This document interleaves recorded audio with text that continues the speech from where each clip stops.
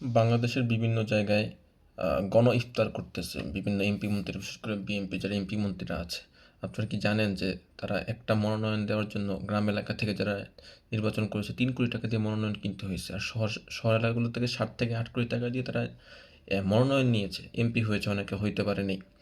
তো এত কোটি কোটি টাকা দিয়ে মনোনয়ন কিনা, তারপরে কর্মীদের পিছনে খরচ করা, নির্বাচনের প্রচারণায় এত খরচ করার পরেও তারা কিন্তু এখনও যে পার্লামেন্টে গেছে, এমপি হয়েছে, এখনও পর্যন্ত তাদের প্রথম মাসের কিন্তু ভাড়াটা এখনও পায় নাই। ভাড়া বলতে বেতন যেটা আর কি, ২ লক্ষ বা ২.৫ লক্ষ টাকার যে অ্যামাউন্ট, তারা কিন্তু এখনও সেটা পায় নাই। কিন্তু তারা এটা না পাওয়ার পরেও তারা এখন গণ ইফতার আয়োজন করতেছে বিভিন্ন সদর এরিয়াগুলোতে। তারা এই কাজগুলো করতেছে।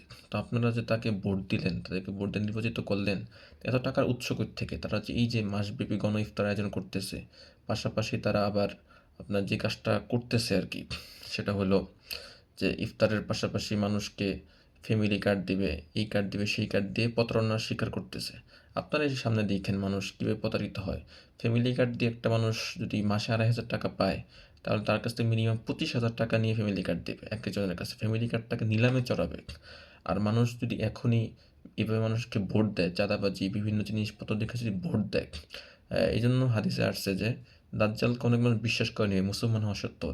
বলবে যে আমার ডান হাতে জান্নাত, বাম হাতে জাহান্নাম, কিন্তু মানুষ ওই জান্নাতে যাবে।